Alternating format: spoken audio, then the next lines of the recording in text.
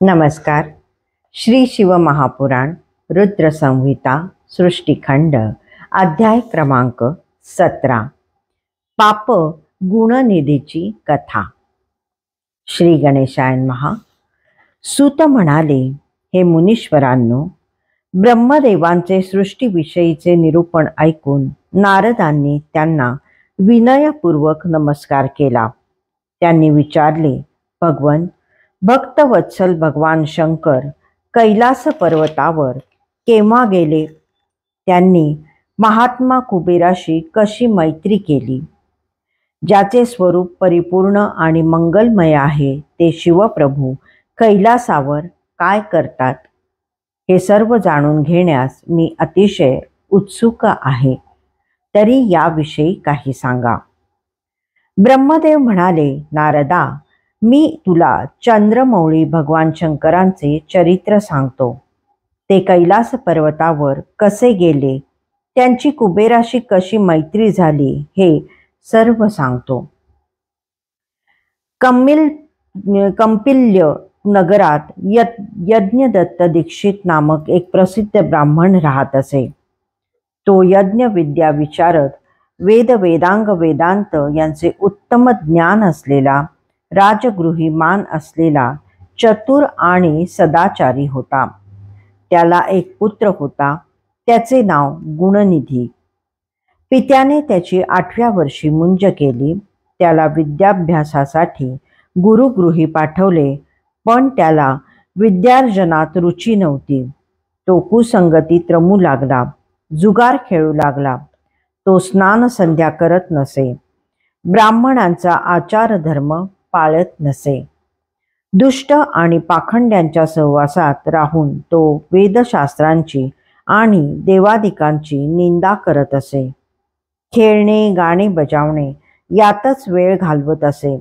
तो पित्यापासून नेहमी दूरच राहत असे. यज्ञदत्त यज्ञादी कर्मांमध्ये नेहमीच व्यग्र असे.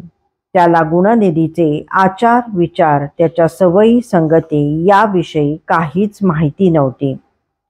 कधी कधी तो आपल्या पत्नीकडे त्याची चौकशी करायचा, तेव्हा गुणनिधी बाहेर गेला आहे, तो देवाची पूजा करत आहे, तो मित्रांसमावेत कुठेतरी अभ्यास करत आहे, असे सांगून ती वेळ मारून न्यायची. एकुलता एक पुत्र असल्यामुळे ती त्याच्या प्रत्येक गोष्टीवर पांघरून घालायची. तिने आपल्या पतीला त्यांच्याविषयी कधीही काहीही सांगितले नाही. गुणनिधी उपवर झाल्यावर यज्ञदत्ताने त्याचा विवाह केला. आता आपल्या पुत्राला जबाबदारीची जाणीव करून द्यायलाच हवी, म्हणून त्याची आई त्याला एकांतात रोज समजावत असे. मुला, तुझे पिताजी फार रागीट आहेत. त्यांना तुझे चरित्र समजले तर तुझी आणि माझी धडगत नाही. विद्वत्ता आणि सदाचारामुळे तुझ्या पिताश्रींची प्रतिष्ठा आहे, पैशामुळे नाही. तू दुर्वर्तन सोडून दे, कुसंगती सोडून दे, सत्संग धर, ब्राह्मणांप्रमाणे वाग. तू 19 वर्षाचा झाला आहेस. तुझी बायको 16 वर्षाची आहे. ती सद्गुणी आहे. तिचा काही विचार कर. तिच्याबरोबर राहून तू पितृसेवा कर. तुझा सासरा गुणवान आहे, शीलवान आहे. तुझा मामाही विद्यासंपन्न आहे. त्यांना तरी घाबर. दोन्ही कुळे शुद्ध असताना तुला भीती कशी वाटत नाही? मी आणि तुझ्या पिताजींनी कधीही वाईट कार्य केले नाही, तरी सुद्धा तू असा कसा निपजलास? जरा आजूबाजूच्या ब्राह्मण कुमारांना बघ, विनय संपन्न शिष्यांना बघ आणि स्वतःला सावर. मी किती दिवस तुझ्याकडे दुर्लक्ष करायचे. राजाला तुझ्या दुष्कृत्यांबद्दल कळले तर त्याची तुझ्या पिताजींवरील श्रद्धा नाहीशी होईल. तो त्यांच्या उपजीविकेचे साधनच दूर करेल. दीक्षितपणा गेल्यावर आपण काय करणार? दुष्कीर्ती कशी सहन करणार? म्हणूनच म्हणते, अजूनही वेळ गेलेली नाही. स्वतःला सावर, आचरण सुधार. परंतु मातेच्या बोलण्याचा गुणनिधीवर काहीच परिणाम झाला नाही. पुढे पुढे त्याचे जुगाराचे व्यसन इतके वाढले की तो घरात जे जे सापडेल ते ते उचलून नेऊन जुगार खेळू लागला.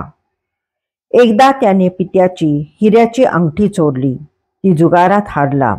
आपली अंगठी एका जुगाराच्या बोटात पाहून यज्ञदत्तला फार नवल वाटले. त्याने त्याला वारंवार खडसावून विचारले तेव्हा जुगारी म्हणाला, "अरे ब्राह्मणा, माझ्यावर कशासाठी आक्षेप घेतोस? ही अंगठी मी चोरून आणलेली आहे असे तुला म्हणायचे आहे काय? हिच्याबद्दल विचारायचे असेल तर तुझ्या पुत्रालाच विचार. तो आमच्यात बसून रोज जुगार खेळतो. ही अंगठी मी त्याच्याकडूनच जुगारात जिंकली आहे. तो अशा पुष्कळ वस्तू जुगारात हारला आहे. कालच त्याने आईची साडी गमावली आहे. त्याच्यासारखा जुगारी या पृथ्वीवर शोधूनही सापडणार नाही.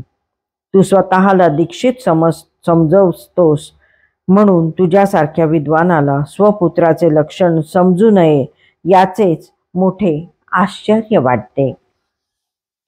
जुगार्याचे बोलणे ऐकून यज्ञदत्त अतिशय खजील झाला. लाजेने मान खाली घालून घरी आला. त्याने आपल्या पत्नीला विचारले, "गुणनिधी कोठे आहे? त्या दिवशी स्नान करताना तू माझी हिऱ्याची अंगठी नेलीस ती कुठे आहे? ती मला आणून दे." पतीचे बोलणे ऐकून ती घाबरली आणि म्हणाली, "नाथ, मी मध्यान्ह स्नान करत आहे.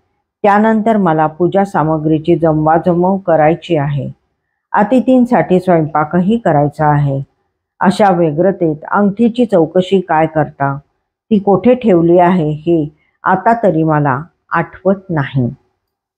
पत्नीचे बोलणे ऐकून यज्ञदत्तचा संताप अधिकच उफाळून आला. तो तिला म्हणाला, "तू सत्यवादी आहेस म्हणून मी तुझ्या प्रत्येक वचनावर विश्वास ठेवला. त्यावेळी तू खोटे बोलून गुणनिधीला पाठीशी घालत आहेस हे माझ्या लक्षात आले नाही. अशा प्रकारे तू माझा विश्वासघातच केला आहेस. आपला पुत्र बाहेर काय गुण उधळतो हे माहीत असूनही तू मला ठाम पत्ता लागू दिला नाहीस. त्यामुळेच आज मला एका जुगाऱ्याकडून लज्जित व्हावे लागले. तू माझी अंगठी कोठून देणार? तुझा दिवटा पुत्र ती जुगारात गमावून बसला आहे. मी तुला पिवळ्या रंगाची एक साडी दिली होती, ती कुठे आहे? घरातील इतर मौल्यवान सामानही दिसत नाही, ते सर्व कुठे आहे? खरं खरं सांग, पण तू तरी काय उत्तर देणार? आणि मी तरी तुझ्यावर काय संतापतो आहे? झाला एवढा तमाशा पुरे झाला. आता मला तुमचे तोंडही पाहायचे नाही. तुम्ही येथून चालते व्हा. कुळाला कलंक लावणाऱ्या पुत्रापेक्षा निसंतान असले केव्हाही चांगले. आता मला तुमच्याशी काहीही कर्तव्य नाही. आज मी दुसरा विवाह केल्यावरच भोजन करीन." संतापलेल्या यज्ञदत्तने आपल्या पत्नीचा व पुत्राचा त्याग केला. मग त्याने स्नान केले, नित्यविधी उरकले आणि त्याच दिवशी एका श्रोत्रिय ब्राह्मणाच्या मुलीशी विवाह केला. अध्याय 17 समाप्त.